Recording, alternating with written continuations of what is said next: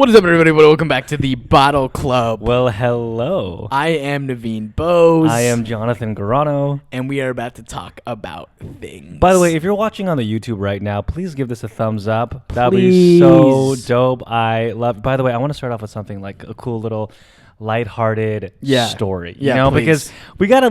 Right now, there's a lot of things happening in the world, and I feel like. Let's take a freaking breather for a second, dude. Can I tell you the time? Yeah. That I met the Weeknd. Oh yes, I love this story. Yeah. I'm gonna tell you right now, guys. I love this story. This is how I met the Weeknd. Okay, so I started in 2015 as an Uber driver. He drove Ubers. Yeah. And so passengers were always coming in, and I'm like an extroverted guy, and I was trying to figure out a way. I'm like, okay, I'm gonna put my camera on my dashboard because Uber was, popping back then. Right. And I'm like, I'm gonna try doing like a game show at first. Right. And just, there's a lot of Uber drivers that make content. Right. Jonathan was one of the first people to do that. And the reason I know that is because the way I met Jonathan was I was actually a fan of his YouTube channel. He's also my best friend's older brother. Oh, thanks, dude. You're going to make me cry, dude. But I actually liked his YouTube channel a lot when I was just watching YouTube. Yeah. And I ended up interning for him, and now we're here. Dude, but anyways, this is dope as fuck. Jonathan was one of the first Uber driver YouTubers. Dude, so continue. No, dude, thank you so much. My love language is affirmation, so like I'm fucking. No, bro, you were one of the first people to do it. This is a good thing to start off with, No, like this affirmation, dude. I love this. I love affirmations, dude. If your love language is affirmation, boom. Make sure that you have great friends like Navin here telling you what's up. Yeah, and you look really good today, by the way. And I love your shirt, dude. Yeah, this is a thrifter. Wait, did you get a haircut? No, but I'm about to. It's about to go. I'm about to get a short ass fucking. Dude, but I love the hair right now. Thanks, man. I just want to say that. I took a shower. Dude, that's what it is. That's what it is. I took a shower. So I'm doing these game shows. Yeah. I'm having fun with a bunch of passengers. Right. However, when you're doing game shows, for example, sometimes it just doesn't hit. Yeah. Like you have to force people to be like, hey, let's play this game. Yeah, like, what is this, cash cab? Right. And then I don't have the production quality. I just have one camera. And here I am, I'm driving, and I'm like giving people bananas, and I'm giving them like different prizes if they win. Yeah. I almost get into a car accident like several times, and I say to myself, Jesus no. Christ. I'm like, this is not what I'm supposed to be doing. Right.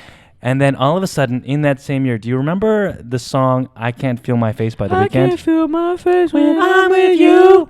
Oh my God. Who doesn't know that song? So it was fucking blowing up in 2015 in the summer.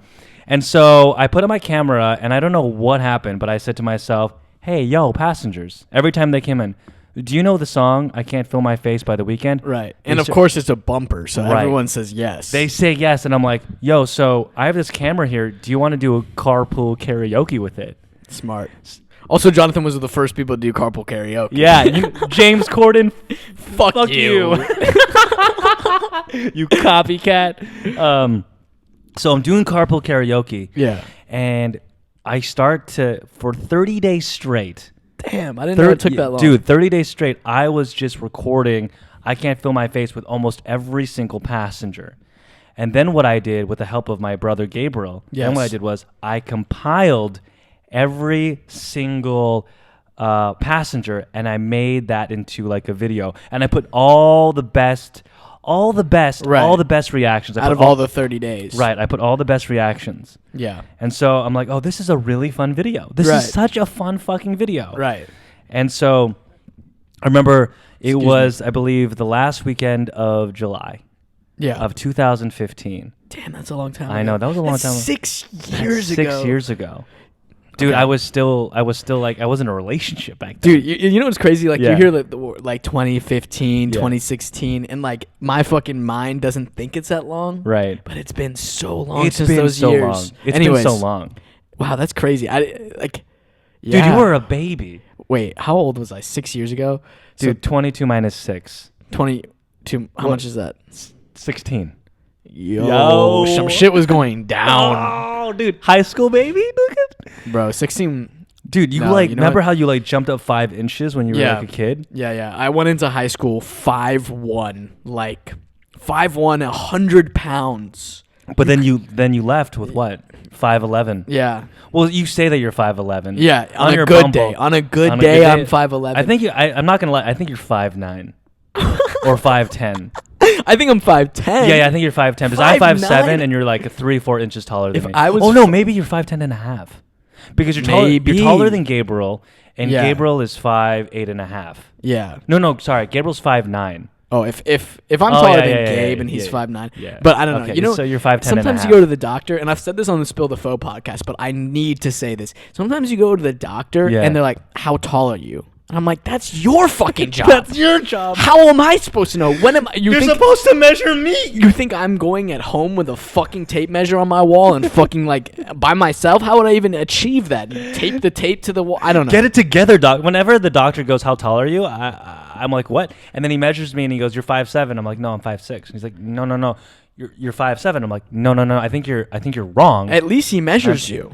Oh, you have no doubt. No, he's asking me. He still doesn't measure you at all. No, he's fucking asking. What a fucking dumbass. Yeah. Who's your doctor? Do you have an HMO? What's going on? I'm going to see my doctor this weekend. Dude, you need to get a PPO. Get that guy that actually measures your shit. I'm hyped to see my doctor, honestly. Oh my god. But this is a new doctor. Oh, so. What's his name? Dr. Tabrizi. Shout out. What up? Hey, give Navin a measuring stick. Measure him actually. Because I really want to know how tall you actually are. But I don't want to measure you. I want a person who I want a fucking medical professional. I want someone that went to school for 15 years to fucking measure you. So therefore, we know that it's honest and we know that it's true. Because I'm just walking around here and even on the dating apps, I'm saying I'm this tall. I don't know if that's true. Right. So you go in, some girl's like, "Oh, he's not 5'11", and then you're fucked. But it's too late. You're there.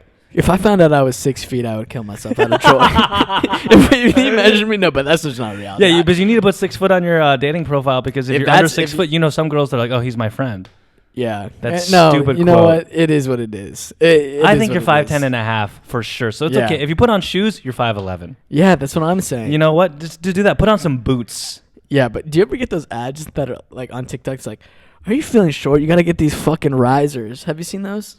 No. Okay, there's these ads on Wait, TikTok. what are you looking? The only reason why they go on it's targeted ads. So do you Google how to get taller? It's not targeted, dude. It's so targeted. No. It is not. You're doing. Maybe it's subconsciously. Maybe it's reading your mind. Possibly. Dude, it reads your mind. I never get those. I'm comfortable with my height. Like, I don't know. The ads tell you that you're not. No, the ads are saying that you are not comfortable with your height. That's basically what it's saying. Affirmations, man. Affirmations. dude, you are tall. I'm the tallest man on the planet. You're the tallest man on the planet. No, I'm just kidding. But no, I get these ads. No, dude, you're a giant. That makes me feel like shit. Oh, it does.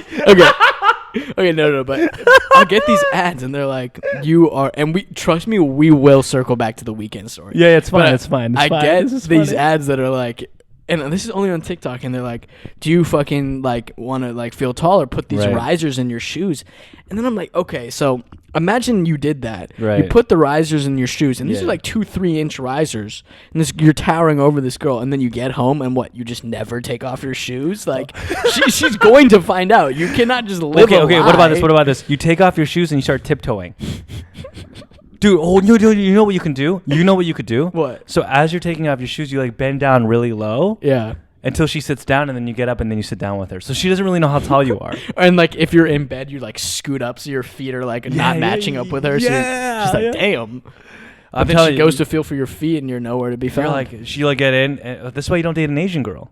Because I love Asian. No, because I love all people. But here's the thing. No, I'm saying if you're wearing high rises, you can't date an Asian girl, and this is the reason why. You go into her house and she's like, "Take off your shoes." Oh yeah, and then you're fucked. I mean, that's the thing. I tell every person who walks through this door, take off your fucking shoes. I was raised in a brown ass household. I'm not gonna like. There's white people who wear their shoes in their bed. What? What? You've never met a person does that? What? I mean, I went. No, I've seen a bunch of like white people. They walk into their house and they wear shoes. I'm like, this is carpet. What's going on? Are you okay? That's disgusting. But in your bed? Yeah. Like I went to a white dude. I lived in a white neighborhood. I went to your bed. What the fuck? That's so dirty. White elementary, white private school because my mom taught there. And right. I went to a white high school. Luckily, I found the minorities that are in that high school. But I have white friends, and sometimes you get to that extreme. What? I mean, dude, I'm telling you. Please, all the people who commented that they don't believe that white privilege is a thing, comment and tell us if you wear shoes in your bed. Yeah. If you wear shoes in your bed, you're privileged. Yeah. You privileged. I think you privileged. You can afford 3 beds. You privileged. You privileged. I'm telling you, man. Well, I'm basically saying if you're wearing high rises, you just don't date an Asian girl. Yeah, so if I buy those things, you know what I'm gonna do? Yeah, they're like, why don't you date Asian girls? And it's like, well, it's because I want to feel tall. Yeah. But that's kind of weird because usually on average, Asian girls are short. Conundrum. That's a stereotype.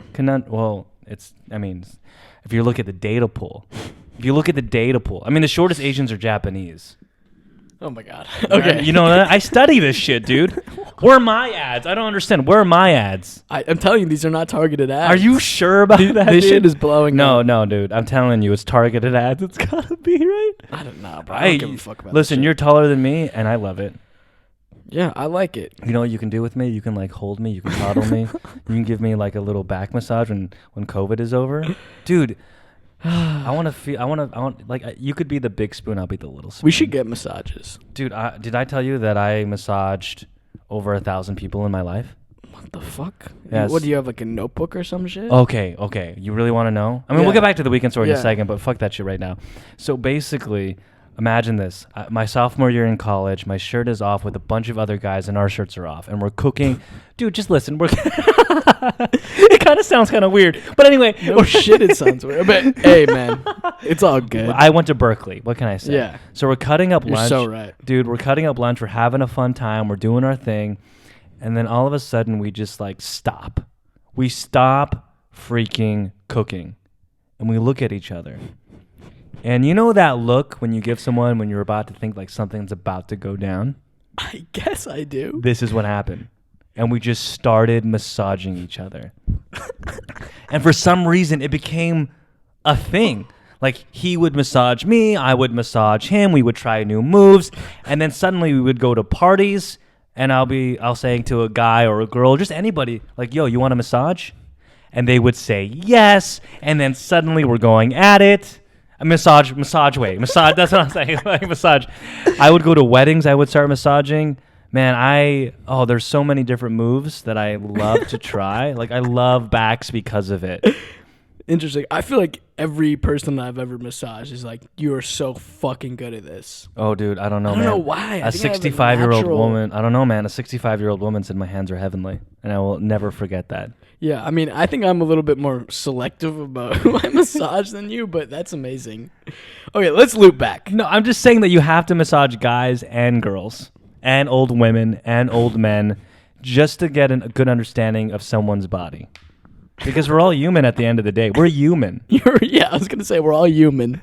And so therefore it's okay. I mean, I think the secret about massaging is you become one with the other person. That's deep. That is so deep. That is why my hands I never are thought heavenly. about it like that. That, you know, it provides like trust. Because you become one with God. Yes, with their souls. Right. Boom. Massaging. Done. I feel like a lot of people listen to that and they are spinning in their head. They're like, what the fuck? Yo, Bottle Club crew. I think crew. I'm not going to go to Berkeley anymore. Bottle Club crew. Massage. That's the tip. We're a motivational, inspirational podcast, yo. After this, like, we're going to have thousands of people. They're going to start massaging people. And they're like, why are you doing Start this? a movement. And they're like, oh, the TBC. The TBC. Oh, I was like, what the fuck is a TBC? The Bottle Club. Now I know. The Bottle Club, baby. All right. Can we loop back? Oh. Okay, so wait. Where the fuck did we even leave off? Okay, so I compiled 30. So I compile the best moments. I compiled the best moments. Right. Of the Weekends. of the Weeknd's carpool. Can't feel my face. Right. So here carpool karaoke. Yeah. So I compiled the best compilation of the carpool karaoke of people singing "I Can't Feel My Face" by The Weeknd. Yeah. And I make sure that you have, you know, people that are pretty, people that have their shirts off, people that are a little integrated, people that are just having fun. You don't want that that really fun vibe. Right. And so I'm like, okay, this is a perfect film, and I post it on YouTube. And then the most amazing thing happens. What happens? The video goes viral. Fuck yeah. The video goes fucking viral. It hits the #1 trending on Reddit. Damn. It gets 1 million views before it gets copyrighted strike in 7 days. Damn. It gets over 50 million Facebook plays across different Facebook channels. Your mom was watching that shit. Dude, it goes crazy, article after article. I mean, this is the time where people are, you know, going crazy over viral videos. Right. Nowadays, it's like, you know, it happens all the time. But back then, it was like, whoa, oh my God. So there was no TikTok back then. Dude, I was getting like hit up by different news places. I was getting interviewed. And then suddenly, all of a sudden, out of nowhere, Uber gives me a call. Oh, shit. And the reason why Uber gives me a call is because the Weeknd made his manager talk to Uber. Oh, fuck. So Weeknd's manager talks to Uber. Uber gives me a call because they have my phone number. And they're like, yo. And I'm like, what's up? They go, we really loved your video. And I was like, what the fuck? I'm like, who? He's like, Uber and The Weeknd. The Weeknd really loved your video. No way. He wants to see you at his next concert at the Mod Club in Toronto. Shout out Toronto. Right. Because he's like blowing up and the Mod Club only has like 200 people and he wants to do his like last performance there. Interesting. So I'm like, what the fuck? What the fuck? No way. They're like, yes. And while you're there, while we're there, we're going to make a video. And so I'm like, okay. Yeah. So I buy a Canada fucking t-shirt. We start going out. We fly out to Canada. We meet a bunch of different strangers. We're taking the video. And then the concert is fucking fabulous. Like, I'm seated in a VIP area. Do you know what songs he did? Dude, I don't even remember. He did I Can't Feel My Face. He just did a bunch of songs. How's his voice live? That's something I wondered. Back in 2015? Oh, beautiful. Oh, my God. There was only 200 people in the room. That's crazy. Dude, it was a small venue. Because like, I'm on the low, like a big Weeknd fan. I didn't listen to his more recent albums, but like that album, Beauty Behind the Madness, which Dude, Can't Feel My Face is on, is one of the best albums It's ever made. Amazing song. Yeah. It's an amazing song. So after the concert, I'm sitting there and I'm like really nervous because it's time for me to meet him. Yeah. And I'm really freaking scared because I want to be able to take a video for the video of him talking to me, right? Yeah. So I'm the last person to see The Weeknd. I'm the last person in line for the VIP to see him. So I'm like, holy shit, will they even recognize who I am? I'm kind of scared. I get up, I start going to the back room where he is, and then suddenly I see like his crew, and I'm like a little nervous and a little scared. And his crew goes, oh my God, are you the dude? Are you the guy? Are you the Uber guy? And I'm like, no what the shit. fuck? And the Weeknd's like, yo, you're the Uber guy, like straight up in my freaking face. And I'm like, oh my God. And then the Weeknd, he shows up and he's like, I'm like shaking. I'm freaking shaking. And I'm like, hey, yo, what'd you think of the video? And he goes, it was fucking great. That's dope. Holy shit. Boom. We take a photo. We chill. We hang out. We talk for like a good 5 to 7 minutes. I blacked out. I don't even know what the fuck we talked about. Right. Who would know what Dude, I think we talked about music. I don't know. I'm just like staring at them. I see the fucking Weeknd. I'm like, holy shit. And then what's really cool is they Snapchat at the time. Snapchat was like really famous back then. Yeah. So they Snapchat the entire freaking event. And I'm in his Snapchat. Hey. And I start getting like Facebook DMs. No way. From like my friends and people. And they're like, yo, was that you on the Weeknd Snapchat? Fuck yeah, it was me, bitch. Oh my God. It was one of those moments that I will never forget. I think I cried a little bit. That's awesome, man. Dude, I don't know what the point of the story is. I just wanted to kind of the point of the story. Yeah, what was the point of the story? Is if you have a good idea, just fucking pull the trigger on it. No expectations, and you have no idea what the fucking happened. Yeah. You just gotta put your content honestly, out there. When you think about the fucking video and you describing how you made it, it just kind of like it was like the muses were just like, let's just do this, Jonathan. Like, we have a good idea. Yeah. Let's just do this. And who knew what the fuck was gonna happen? Dude, so fortunate, so lucky, extremely grateful. I don't know if it'll happen again. I mean, so many good things happened after that. Yeah. No, you hit those fucking luck. You're just a lucky guy sometimes, man. Dude, I'm a lucky guy. But you're also a fucking persistent content creator, which, you know, if you put yourself in the position to get lucky, right? That's what you got to do. Put yourself in position to get lucky, and that's what happened. I mean, opportunity meets preparation. Yes. I mean, look at your music, for example. I think you're going to fucking blow up. I know it for sure. You just got to keep on putting your content out there and keep on tweaking the things that are working. I tell the people that I manage all the time, don't fix what's working. Instead, evolve on the things that need changes, and never think about it's not working. Just think about what delta, what change, what evolution does this need to have to collaborate with the things that are working. Because if you start thinking this is negative or this isn't working, then what ends up happening is you're always just looking at the negative things, and then pretty soon you forget the positive things that are happening. So you're saying don't even fix things that aren't working, just take the things that are working and evolve them? Yeah. That's interesting. Right. I feel like a lot of people don't have that take. So you just like you double down on what's working. Right. And then everything that isn't, either you change it or you just drop it. And then you just keep on doubling down. Like, for example, this freaking podcast, right? It's beautiful. Yeah. We're going to double down. And then when we have topics that are not working, hey, we just fucking drop it. Yeah. There's no need to keep on going on things that are not working sometimes. It's like a relationship. Some people just keep on pushing. Hey, listen, if you don't love each other anymore, say goodbye, bro. I'm sorry, Sal. I just don't love you anymore. Get the fuck out of my house. Wait, was that a movie? No, I love that. I came up with a movie in my head. Dude, dude. Are you a scriptwriter? And Sal was there, and he was standing at the door, and it was raining outside. Ooh, keep on going. And then he's driving in his fucking car on the way home, and he's like, I can't believe I wasted 10 years of my life with this woman. Ooh. And he pulls over the side of the road, and he lights a cigarette, and then he pulls out the glove box, and he sees a picture of my daughter, and he says, I need to go home. Whoa. I haven't seen my daughter in 10 years, and I've been spending it with this woman. And he goes all the way to her house, and to his daughter's house, right. And he knocks on the door, and he says, honey, I'm home. And that's the start of the Netflix special, Honey, I'm Home. Whoa. Yeah. Dude, are you gonna write a pilot? No, I don't care. I don't give a care for that story. Dude, I care right now. I'm like invested, bro. I don't give a fuck about it. I care. I don't know. You should make up more stories. No, see, this is maybe your hidden talent they didn't even know about. Navin Bose, rapper, writer, screenwriter, storyteller. No, I have nothing else. I was gonna add something, but I have nothing else. Producer, advocate, friend. Question mark. Father? I hope not. Unless it's Emma Watson's kid. Call back to the last episode. Wait, I have a question. Would you ever besides, of course. Yeah. Besides that, though. Like, how many kids do you want, really? I don't want kids until my career. I feel satisfied in my career. See, but when is the satisfaction? Probably never, but I don't know. You don't, wait. Whoa, wait a second.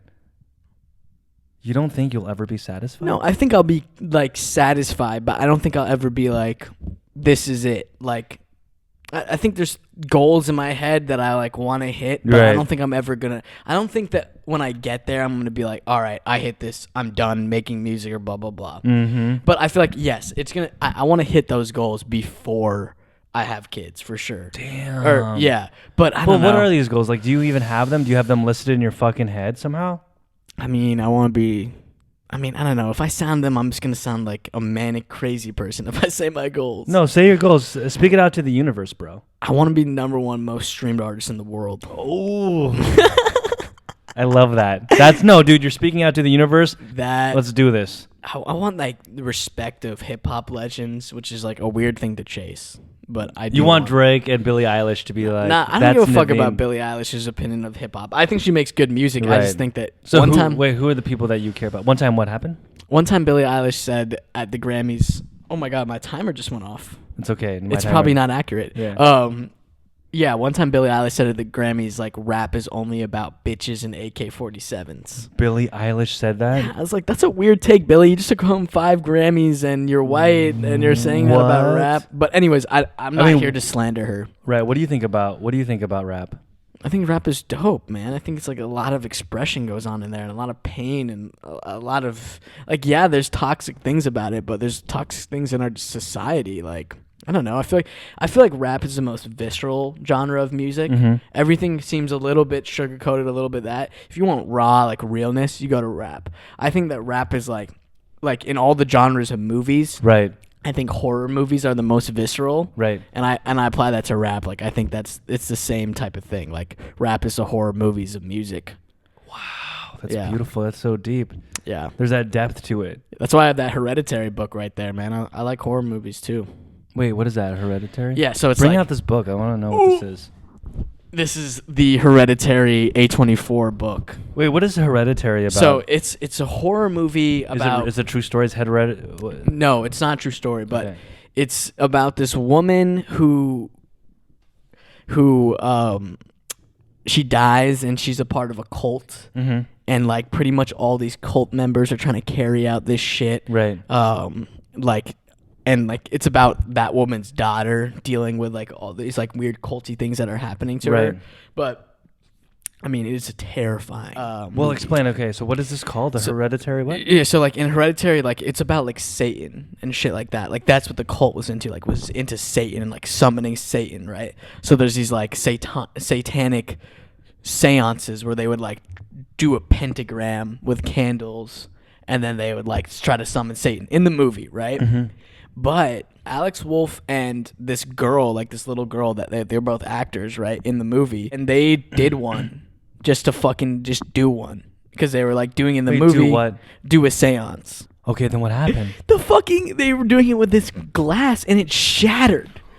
What? Yeah, and they were so fucking creeped out. What the fuck? Yeah, it's fucking weird as fuck, bro. Like Alex Wolff is like shaken up when he talks about this shit. Like they did this offset and this happened and they like talked about it. Wait, I am so confused, dude. So you're telling me in Hereditary, which is about a satanic cult. Yeah. The two freaking actors decide to do the satanic like designs? I think they didn't do like specifically a satanic seance, but you can just call any spirit or whatever. And they were doing that and the fucking glass shattered. You can look it up. It's so fucking weird. Like, whoa, dude. Yeah. Is that why you love the movie so much? No. I think it's just like a really great film. Oh, okay. But yeah, that happened, which is fucking insane. Has anything terrifying, ghost-like has ever happened to in me? Your life? Yeah. I don't have any ghost stories. I wish I did. I have my family's. I have a really good my family. So okay, what happened? Tell me. So my grandma lived in this house, and like it was before I was born, and my older brother was a baby. Right. He's like 5 years older than me or Holy something. shit. Right. So he was a baby. He was in this house. He would play there all the time, and he had this imaginary friend named Jessica. Right. Mm-hmm. And like, mind you, this is before he could like read or write. That's important. Right. Right. So he's a baby. He has this like imaginary friend named Jessica. He would play with her all the time, which, you know, like it's a fucking baby. Who gives a fuck? Right. And then one day he falls down the stairs. He ended up being okay, but the one thing he says as a fucking baby, like a 2-year-old, he's like, Jessica pushed me down the stairs. Right? Whoa! Yeah, Whoa! He says that. And his invisible friend says that someone pushed him down the stairs. Yeah, he says that his invisible friend pushed him down the stairs, which is okay, whatever. You're just a fucking child. You don't know anything, right? You could just say anything you want, right? So years later, my grandma sells this house to this family that they actually are like, no, right? Right. And then like, so they sell this house, and then like 5 years later, they're in the neighborhood, and then they stop by at the house that they used to live at, and like they see the family that they sold the house to, right? And they have a whole conversation, whatever, like they're talking, it's completely normal, and they're about to leave, and they go, hey, by the way, who's Jessica? And they're like, what are you talking about? And they're like, when we moved the washer and dryer, we found all these pencils, and etched into them was the name Jessica. Oh my God. And this is before my brother could write or anything. So like there is this like Jessica essence in the house or something like that. It's one of the craziest stories I've ever. What the hell? Yeah. Dude, I'm getting goosebumps. No. You see this? That it is a terrifying story. Like it scares the fuck out of me. I don't know. I don't have no explanation for it. They were so scared when they heard like who is Jessica. They were just like so scared.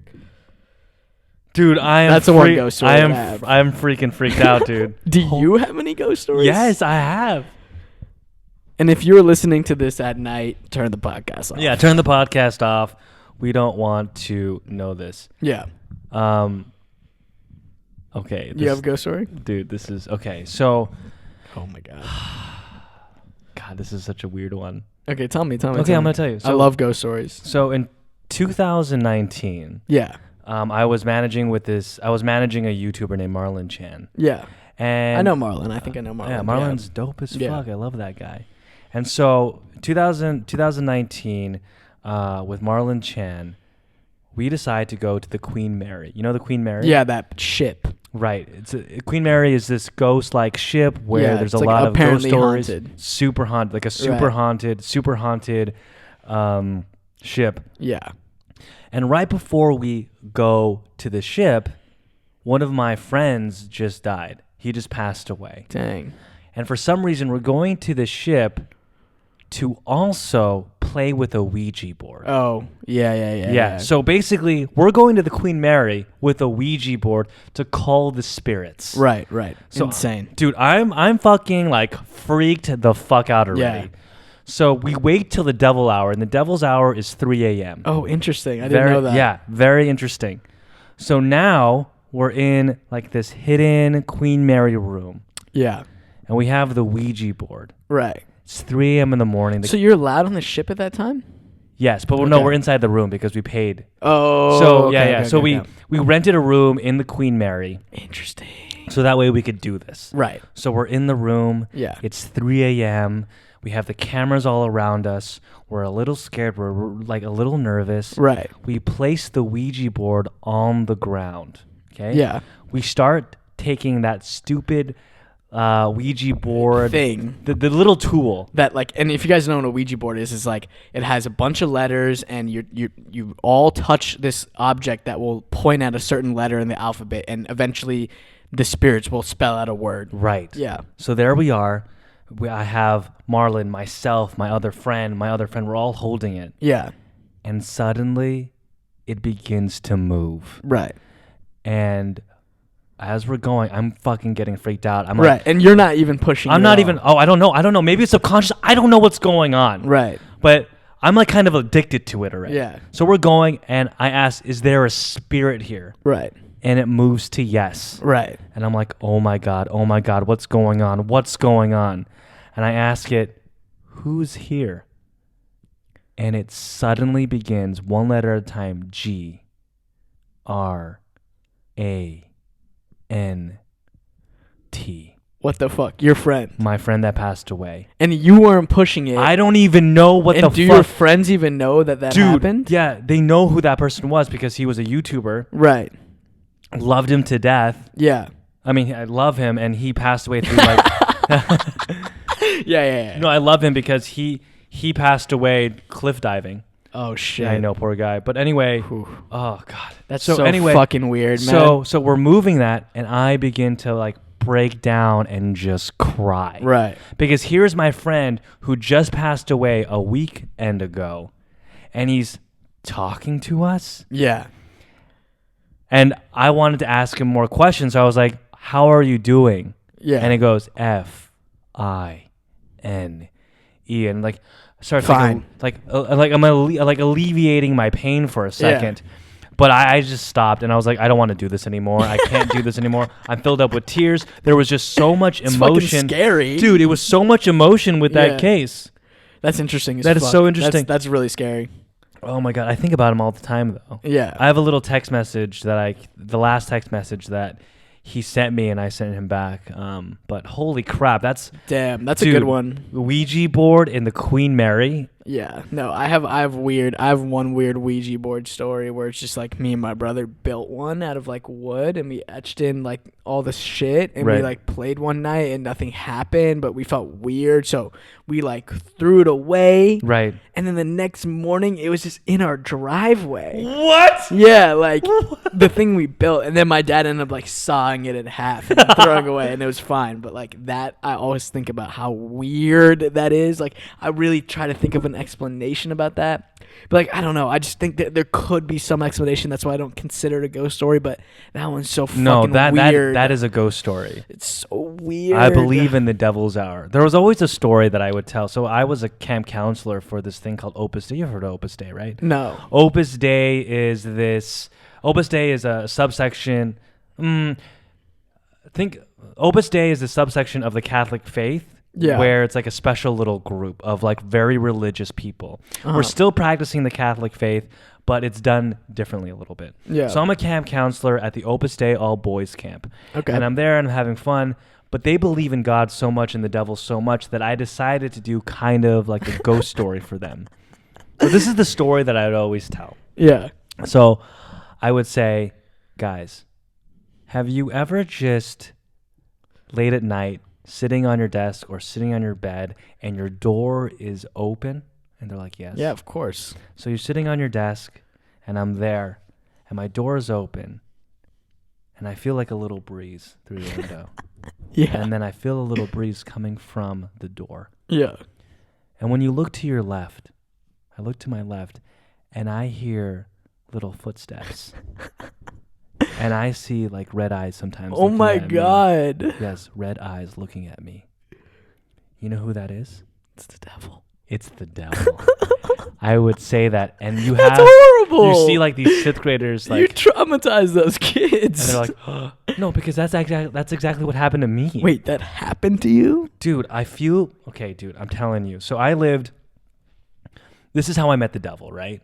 What the fuck? What a crazy way to start a story. I'm just saying, like, this this is how I met the devil in my eye, right? Okay. So we lived in this house where my father was always angry and abusive. And I believe when you're in a violent home, like evil spirits suddenly like pop out of nowhere. Okay. That's just how it is. Yeah. Violence equals, hey, evil spirits can belong here. Right. So I was downstairs and living there, and all my other sisters and siblings all lived upstairs. So I was always alone downstairs in my bedroom.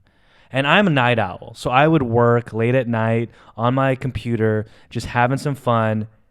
And almost every night, I would hear footsteps coming from the left side of my door that was open. And I would hear, what the fuck? Right. And I would see like red eyes.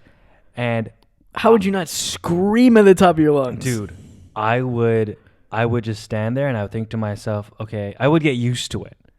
But here's to me, this is the scariest part. Okay? Yeah. About once every 2 months, I would be in my bed, and I will remember this vividly. Okay, vividly. I'm sleeping in my bed, right?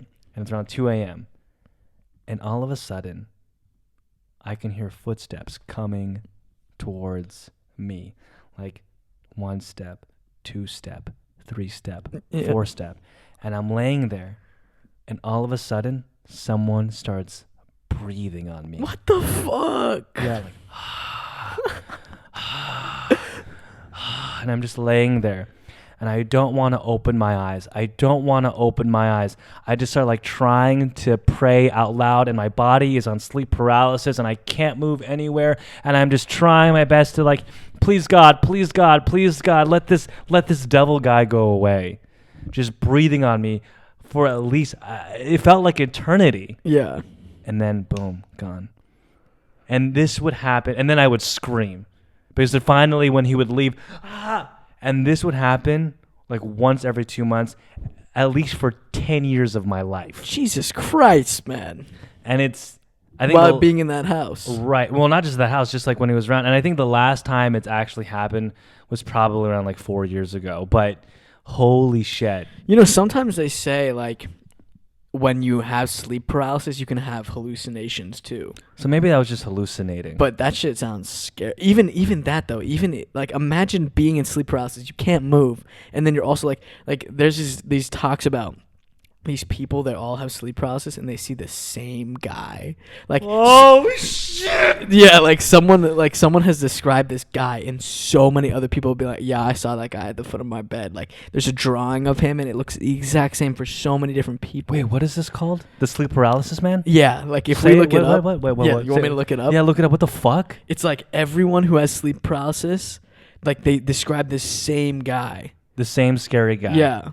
Like I'll show you. Sleep paralysis guy. It's the devil? This is it. This guy wearing a hat. Okay. What is this guy called? This guy wearing a hat. Like everyone sees this dude. So wait, what is this called when you have sleep paralysis? You see this dude? Yes. So explain this. I'm really interested. I'm really curious. Okay, wait. Let me see if there's a good article about this. The first time Tim Brown saw the Hat Man, he was 14 years old, curled up in his bed.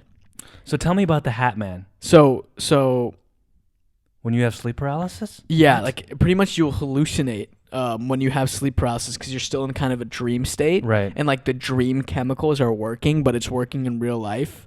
But yeah, like let me read it. I'm trying to look. Okay, so the first time he had sleep paralysis, he saw this man. He started screaming. And then a decade later, he's still haunted by the vision. In 2008, Brown posted his story on a blog called The Hat Man Project and encouraged others to share as well. He also scoured the internet and found more posts on forums and blogs describing similar encounters. The global anthology of the Hatman stories has only grown since. The shape of the frightening figure occasionally varies, but the way he makes his victims feel never does, utterly parasized with terror, breathlessness, and if fear had frozen them from inside out. Maybe my guy was the Hatman. Yeah, the Hatman has been the subject of documentaries and seems to have inspired one of the most chilling ghosts in the Netflix horror show The Haunting of Hill House. Otherwise, sober-minded people report having woken from their dreams to see the figure. Some dismiss this as a bad dream or a neurological quirk. Others feel in his presence something much more sinister and otherworldly. What? So some people say it's sleep paralysis. Some people say if we're all having this, then it has to be something more. Maybe it's the simulation of another dimension of evil. Yeah, who knows? And I'm so sorry. This is a bad night podcast. Like, if you're listening to this at night, you're probably shitting yourself. We're just really throwing it out there. Oh, my God. You go to sleep and you see the Hatman tonight. Dude, sleep paralysis, and then all of a sudden, you see this guy with a hat with red eyes looking at you. But isn't that weird? Like people Wait a have minute, that's what I was... Yeah, so did you ever see a dude with a hat? When I had sleep paralysis? Yeah. I don't know, but I do remember red eyes, dude. Yeah, that's the thing. We saw one of those pictures that had to do with dude, red eyes. Dude, don't show me anymore, dude. I'm gonna be fucking scared, dude.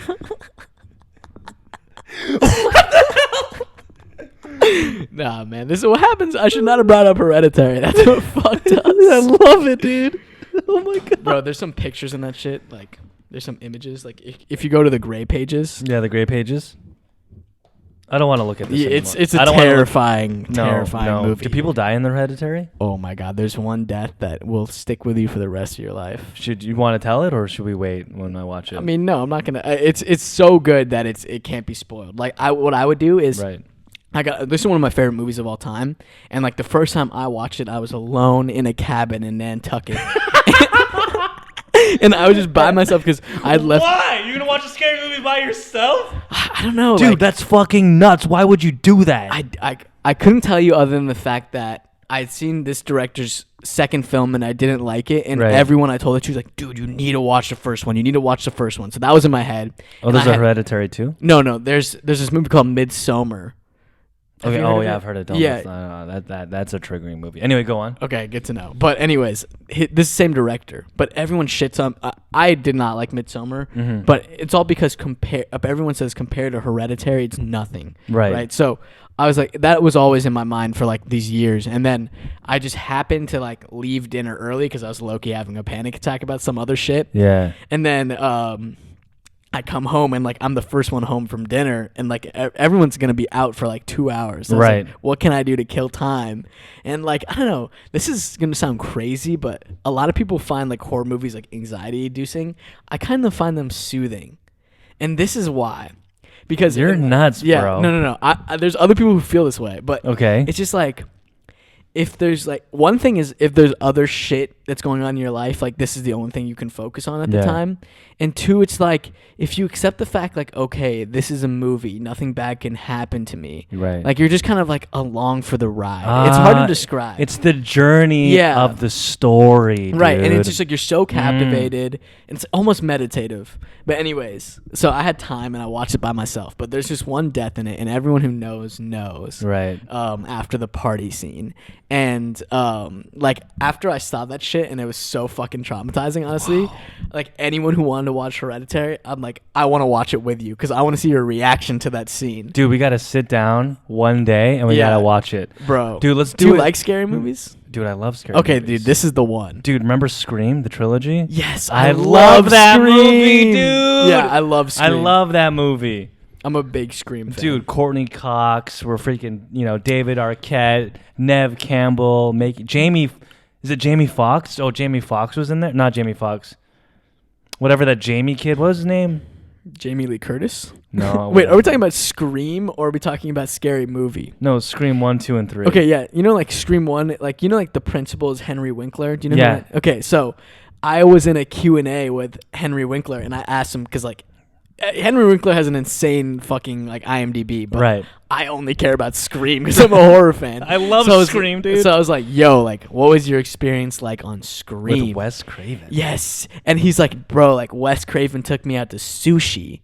And he was like, I have this crazy movie idea. Right. And like, I want you to play the principal. And he's like, okay, I'm down. Right. And then originally he was in all these trailers for Scream. Like he's not a huge part. I love his role, but he's not a huge part of the movie. No, he's like there but for since like he was 5 like minutes. the Fonz, like this big actor, they used him really hard in all these trailers, right? Right. And like the audiences liked it. But then they started taking him out of the trailers and they were testing the movie, and like everyone would fucking applaud when he'd come on screen. So they decided to just like keep him a secret in the movie and shit. Right. And he was down with it, but I don't know. That's a little tidbit about Henry Winkler and Scream, if you give a fuck. Dude, it's a really good series. Yeah, it's great. Oh, I think they're doing a Scream 5. No shit. Yeah, dude. That's hype. I'm so excited. I love the Scream movies. I like how they're meta and like they talk about horror movies and stuff.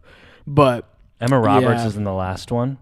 Oh yeah, I stopped watching after like Scream 2. I think that's the second Scream one. 2 is with Jada Pinkett Smith. Yeah. And that's a really good one. Yeah, I like Scream 2. That's one of my favorites. My favorite is Scream 1, but I also haven't seen everything. Well, else. Scream 1 is Drew Barrymore, man. Yeah. She's legit. Yeah. LOVE her. Yeah, I agree. I think if I was to marry anybody, sort of like the personality trait of anything, it would probably be someone like Drew Barrymore. Someone else, but her personality. I'm gonna say that Never Been Kissed, one of my favorite movies. Never seen it. Oh my god. What? I've never seen. You've never seen Never Been Kissed? I feel like I'm not alone here. What? No, dude. James Franco's in it. Jessica Alba. Wait, really? Yeah, dude. I gotta check it out. Dude, it's so good. It's about so this is what the movie's about. It's David Arquette. It's about this reporter that's never been kissed. Never been kissed. It's a woman or a man? It's a woman. And so how old is she? Why has she never been kissed? I don't know. She's like 22, 23. Okay. And the movie goes where she has to do an undercover reporting job at a school. Okay. So she becomes like a quote unquote high school student. Okay. And in the process of it, I just realized how kind of weird this is. It's so weird. I just realized it's kind of weird. She falls in love with this teacher. What the? Okay. Oh, wait. It's a teacher. Yeah, it's a teacher. Okay, I guess the teacher's kind of weird then. The teacher's kind of weird. I because just she realized. doesn't know that she's. Not Oh my underage. god! Your face. I just realized this movie was so good, and now I'm just thinking that the teacher's a little predator. Oh shit! The mic came out.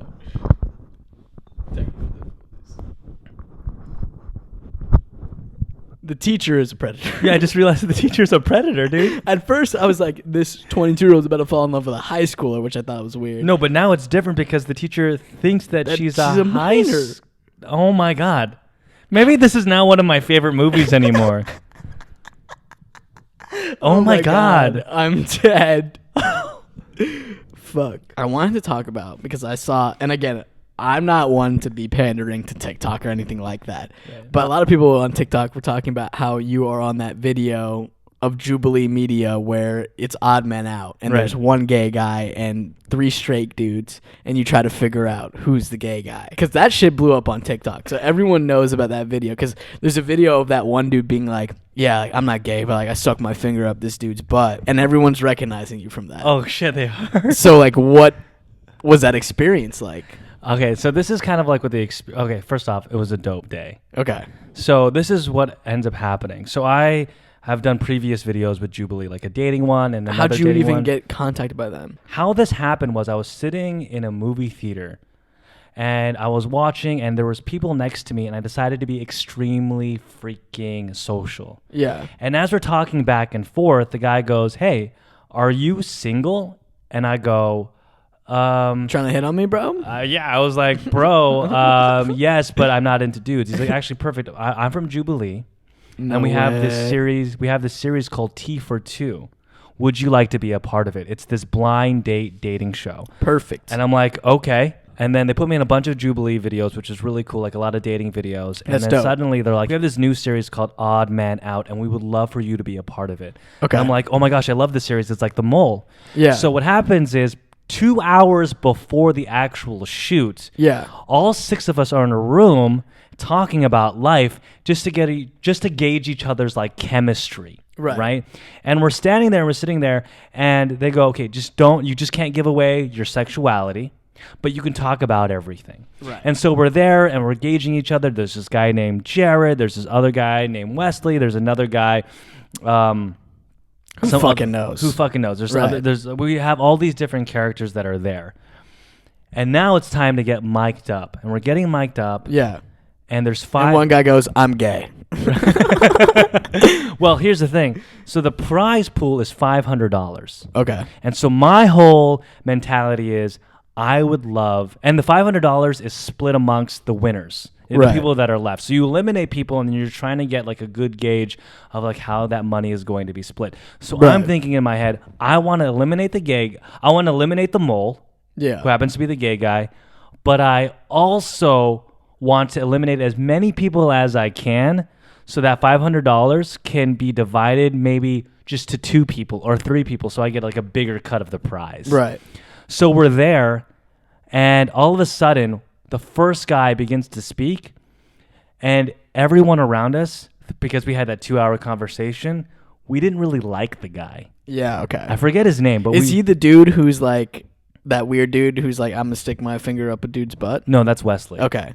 It's the guy that has like a mustache that says that he has a wife. Okay. But beforehand, he was making like derogatory jokes. He was just being like a weird dude before the actual show. Yeah. Right? So it begins, and I just go, yo, are you married? And he goes like, yes, I am. And right then and there, I look around, and they don't see this on camera, but I look at the tall guy. His name is Jared. And I'm like, yo, you want to be allies? Nice. Like, it's like the survivor, right? Right. And he's like, let's be allies. Okay. So right then and there, I point at that dude, and we're like, we're going to vote him out. So we already have 2 votes on him, and then, of course, he gets eliminated. Bing, bada, boom. Right. Let's go. And it becomes like an elimination round, and I'm trying my best. But I'm not going to lie. I thought Wesley, the guy that said, put your finger up his butt. That guy. I thought he was like overplaying himself to be super macho. Right. So I thought he was playing the frat bro role so much that I thought, okay, he's actually the gay guy. Turns out he's just a fucking frat guy. He's just a frat guy. That's all he is. I was like so confused. I thought to myself, can someone really be this fratty?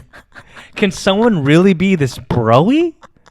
Like I think he was like overdoing it. Bro, that clip is so fucking weird too when you watch. It's just that clip. That's the only thing people see is this dude being like, look, I'm not gay, but look, the show is inherently kind of fucked up because what does being gay really even change anything about your personality? Well, that's what they wanted to do. They wanted, I mean, that's the point they were making. Right. The point is like, are there stereotypes when it comes to being gay? And of course the answer is like, yes. And how can we make sure that we're breaking the stereotype down through this game show? Yeah. But it turns out, that dude is just, I guess. Dude, he's just a bro. He made me very uncomfortable because of he was saying, dude, so they don't show this in the they don't show this in the thing, but he was saying some really weird things. Like he would go up and be like, look at my ass, you guys, do you like it? So that's why I thought he was just really overplaying the fratty bro thing. And I'm not gonna lie, if you watch the video, like the full video, you'll get a good sense that I did not like him. Right. I didn't like him because of the fact that he would say these derogatory comments behind the camera when the camera wasn't rolling, and then during the actual show he'll say like uncomfortable things to kind of play that homosexuality is kind of a fun thing to make fun of. Right. Like, look at my ass, you guys, do you like it? Like, who the fuck? I felt like it was planned. Like, I felt like it was planned. Industry plant. I mean, he has this line that he says, it's like, if you think about it, it's so gay that it's straight. If you think about it, it's so gay that oh, yeah, I remember that. Like, he says that in the line, and right then and there, because of the 2-hour conversation beforehand, because of what he was saying behind the camera, because he was saying, like, all these weird derogatory things that they don't put into the actual video. There's no way it's him. That I knew for sure that, number one, that comment was planned, and number two, I thought to myself, if it was planned, that's kind of fucked up. Yo, so you're saying that he said it's so gay, it's straight, like they told him to say that, like the producers? No, he was thinking about saying that, so therefore, I see. Like he was looking for that one line. It's a great one-liner, but it made me realize that behind the scenes, he wasn't really like, he wasn't like a good person. Right? He wasn't really like an ally. Okay, so for people that are watching, so basically Jubilee is this media company on YouTube that has over 3 million YouTube subscribers. Yeah. Or sorry, like they have over 10 million YouTube subscribers, and they have this show called Odd Man Out, where basically 7 people go onto a show, and one person is lying who they define themselves as they are. So for example, if they're vegan, everyone pretends that they're vegan. But except for one of them is actually a meat eater. Does that make sense? Yeah. And so in this case, it was 7 dudes who went in there, and one of them was gay, and 6 of them were straight. Exactly. Who ended up being the gay guy? I don't even remember. This guy named Evan. Did you guys? Did you win? Did you suspect him? We won. That's amazing. Yeah, I think we accidentally voted him out. But here's the thing: there was 3 people left, and I just wanted to get down to 2 people. Yeah. I wanted so we could do $500 divided by 2, and that's $250. 250. Instead, it was 500 divided by 3. So you had to split it between the 3. Yeah, we had to split it up. I think, but you won nonetheless. I think that's what $180. What 1 times 3 is 3, 5, 2, 220. Yeah, what is the math on that? 6, about 165. Okay, wow, that's hard math. $165. Yeah, and the important thing is Wesley didn't win. No, Wesley won. Wait, no. Wesley was one of the 3 people. So, I mean, look, man, you got to go in there with different tactics, and they might just work for you. And they did for him. Anyway. Amazing insight. Amazing insight. Guys. Thank you so much. Thank you. Wait, do you want to end with anything? Oh, man, do I want to end with anything? I just want you guys to know that before this podcast, we did another podcast. Yeah. And we started it. We got 30 minutes in, and we just completely scrapped it. And it was probably the best decision we've ever made in our lives. See, here's the thing. There's so many things in this world. There's a lot of trials and tribulations that we all have. Yeah. And sometimes people just want to sit down and chill out. Right, listen to some ghost stories. Listen to some stories about Jubilee Media. Listen to some stories about the Weeknd. And, I feel like we really did that. We really put a service out there to the world. Right. I mean, you got to chill out for a second. You got to escape. There's so much shit going on in the world. Yeah. That sometimes you just got to chill out with the TBC, baby. TBC. The Bottle Club. To be continued. Remember, if you can... don't also known as the Bottle Club. Also known as the Bottle Club. But hey, don't forget what to do. If you're watching the podcast on YouTube, please give this a like. Yes. If you're listening to the audio, please follow us on Apple. Give us a little review. Please review us right here. We want to. I think the whole goal is just for us to get to know each other, y'all. Yeah. I mean, you're the TBCs. I love you guys. Yeah.